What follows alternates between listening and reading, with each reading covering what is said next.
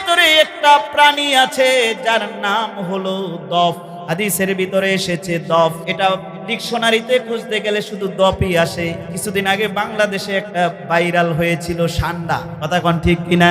অনেকে এটাকে সান্ডা বলে। না না, এটার উপমা কারো সাথে চলে না, কারণ এটা শুধুমাত্র জাজিরাতুল আরবেই হয়। দাওয়াত দিচ্ছে আমার নবীজি। দুইজন বেদুইন মূর্খ লোক মরুভূমি থেকে দফ শিকার করেছে।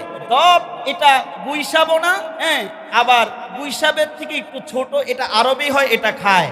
আমার নবীজি কখনো খায় নাই, তবে নবীজি যেই দস্তরখানায় বসেছে, এই দস্তরখানে বসে হযরতে খালিদ ইবনে ওয়ালিদ এই দব খেয়েছে। সুবহানাল্লাহ বলে।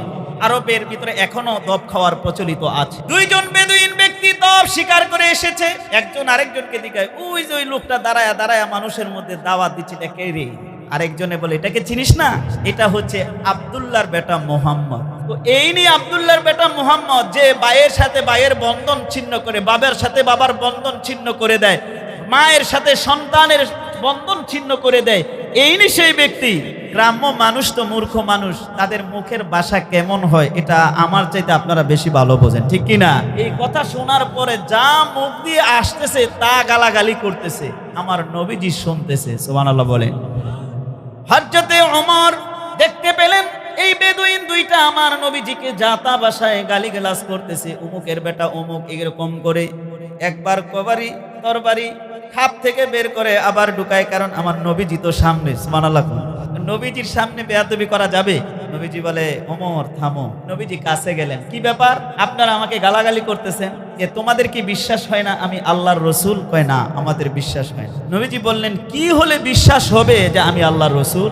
দুই বেদুইন একজন কয়, সুযোগ একটা পাইছি। কান্দের মধ্যে ওই যে শিকার করে দপ নিয়ে গেছে না, বাজায়া কলম দিয়ে মাটির মধ্যে আসারদা ফালাইছে। ফালাইয়া কয়, এই যে দুইটা দপ শিকার করে আনছি, এই দপ দুইটা যদি বলে যে তুমি আল্লাহর রসুল, তাহলে আমরা মেনে নিব।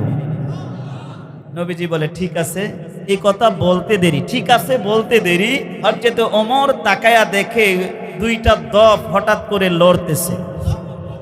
কিছুক্ষণ পরে মাথা উঠাইছে, চোখগুলো বিস্ফোরিত করতেছে। তারপরে একটু পরে বলে, লাব্বাইক ওয়া সাদাইক ইয়া যাইনা ওয়াফা ফি ইয়াউমিল মাহশার। আল্লাহু আকবার। ভাইরা আমার, শুধু লড়তেছে না, চোখ বিস্ফোরিত করেছে। তারপরে বলতেছে, লাব্বাইক ওয়া সাদাইক ইয়া যাইনা ওয়াফা ফি ইয়াউমিল মাহশার। কেমন জ্ঞান তাকে আল্লাহ তাআলা দান করে দিয়েছে। ডাক দিয়ে বলে, লাব্বাইক ওয়া সাদাইক। ও সে ব্যক্তি যে ময়দানে মাশারকে নূর দ্বারা আলোকিত করে দিবে।